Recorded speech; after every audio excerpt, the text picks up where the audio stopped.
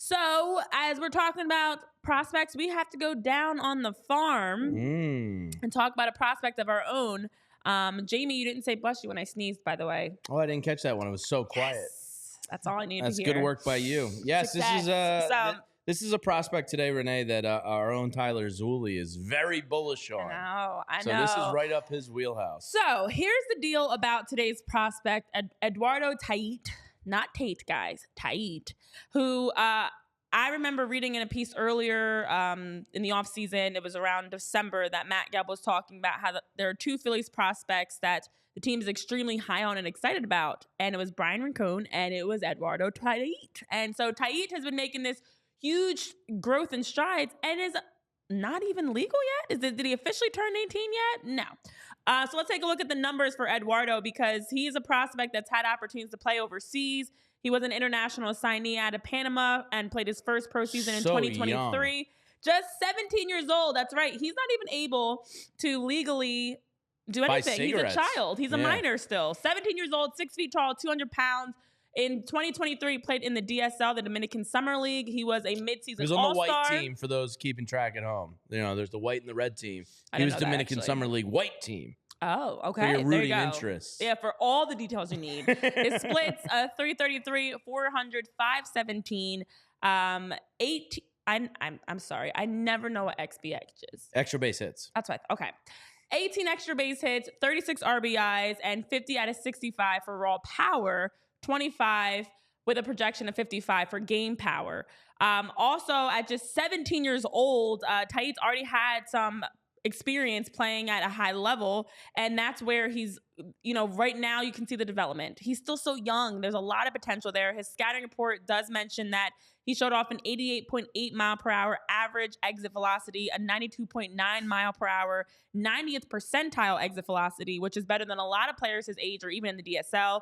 And just a player that has a lot of potential, a lot of upside, an offense first, everyday player for the majors. So I'm interested in seeing what he can do as a catcher. He's clearly got swag based on that picture alone. I mean, I'm sorry, how rude of me. Yeah, let's get name test. Let's get to the most important thing here, and that is the name, Eduardo Tait.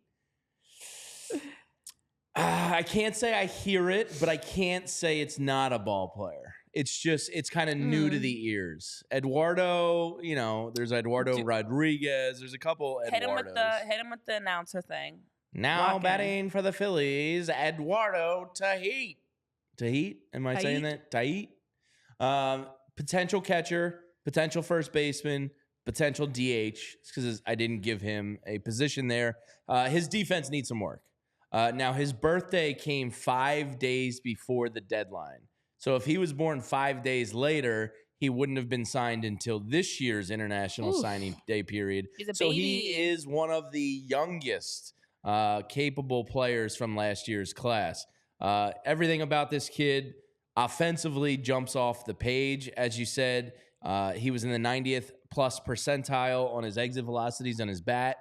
For a kid that young to be hitting it, almost 93 miles an hour off the bat is really, really good. It's just raw power from the left side of the plate, throws right-handed, bats lefty. He's kind of got tagged as a sleeper prospect by the Phillies there. Excuse me. Oh, I got to teach you how to cough quietly. Was only 16 years old when they signed him. Was on the Dominican Summer League. Had a great year at the plate. Now, defensively as a catcher, is he going to make it? As Tyler brought up, when we were talking before the show, Kyle Schwarber came up as a catcher too. That didn't last very long. Can't really play left field.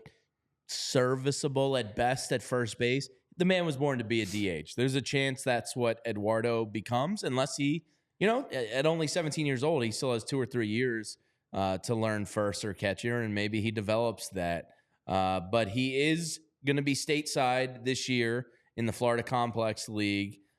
He should be an upside bat first everyday catcher in the big leagues. So his projection from scouts is to be an everyday catcher in the big leagues.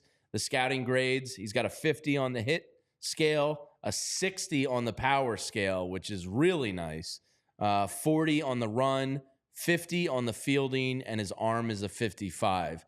So Tyler, why don't I get you a second here to talk about your boy? Do you call him Eddie? Do you call him Ed? Are you going with Eduardo? No, I call him his last name like I call every player by their last name. E.T. I do not. I think calling players by their first name is weird. E.T. I don't know them.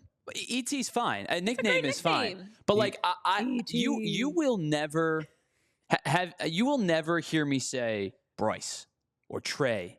Oh, I say Nick. Bryce. I say Trey. You're gonna hear me say Harper, Castellanos, Reese. Turner, Hoskins. No, nobody. Reese. I don't know Like these all the time? I don't. feel like you gotta mix I it don't up. know these guys personally. They're not my friends. I do. I'd like to be friends with some of them. I'm sure my they're all friends. great guys. They're my best friends. They're in my living room 162 times a year. I don't know. I think it's so weird when a game broadcast calls a player by their first name. What? So weird. What? So weird. But anyway, the one thing, Renee, remember when you and I talked about Man's got to have a code. You Renee. would rather teach control than velocity. It's easier to teach control than velocity. I think with this guy's sake, I think it's easier to teach framing and setup than it is to teach pop time and throwing runners out. And this guy's arm is strong. Yeah. Really, really 55 on the scouting scale. Yeah, so I think that this guy as a developmental catcher, do I think he's a major league catcher? It's really early to tell. He's 17. I would bet you probably not. With that swag? But if you were to say he's going to be an everyday catcher, I think that the reason being is because the pop time's there, the arm strength is there. You can figure out framing and setup and inside footwork versus outside footwork. JT's a great framer. JT's a great Wait, pop you call time. JT just Real Muto? JT, yeah, I'd call him Real Muto. I don't call him. I just heard you say JT. Well, you said JT, so it hit me. I think JT's a really good framer. So the point being, that you have so many catchers in the system, you can learn that easier than you can learn a pop time. Yeah, I would not. That's just natural athletic ability. Not go to Real Muto for game calling, pitch sequencing. Yes, I think but he's terrible framing, at that. I think he does a really good job of like getting the heel out. I would sit and watch. Jose Molina is one of the best framers I've ever seen. Now, granted, Yadi's one of the best defensive catchers of all time, but Jose Molina is an incredible framer. I would go watch clips of him to see how to do it. This guy, I think, has major league capability. I really feel really strongly about this guy being a major leaguer, and I know he's only 17, and that's hard to indicate, at 2030 when he probably makes his appearance or whatever it is. But I feel really strongly about this guy. Yeah. I mean, having a chance Raw power at is 16, intoxicating. At 16 to play in the DSL, you can learn a lot, and he's already getting some opportunities. Him being in Florida would make things even better, especially if he could get a chance with, the team in Clearwater. Who knows? But he's cracked the top 10. He's moved up in terms of prospects, and he's only 17. That's wild to think about. So it's just as wild to think about the fact that you don't call people by their first name, Tyler, because I call people by their first name. No, I'm saying people that I've not. You don't know. You don't call players. I don't know. I don't know these guys. That's interesting. I feel like just because we talk about them so much, I wouldn't be able to just say their last name all the time because it would become redundant. So that's why I sprinkle in first name sometimes, last name sometimes, full name sometimes, a nickname. But okay. Yeah, okay. I mean, these guys are in my living room enough every year. I call them by their first names. Yeah, I mean, if you're buddies with them, go right ahead. Yeah, Reese. I just like if you met Reese, he would say, "Call me Reese." If I you just proved my point. If I met him, yeah, but I don't know him. But if you know that, like Bryce is Bryce. Like when you say Bryce, it's like Cher. Like you don't need to say the last name. It's just it is who it is. It's Bryce. See, I disagree. Yeah, no. Not the Cher comparison. Yeah, it's Bryce. All right, what well, other Bryce is there? Eduardo Tait, E.T. Number That's 7 my nickname on our for him. Number 7 on our list. Very exciting. We are winding down our very list young of prospects. And raw power is an intoxicating scent.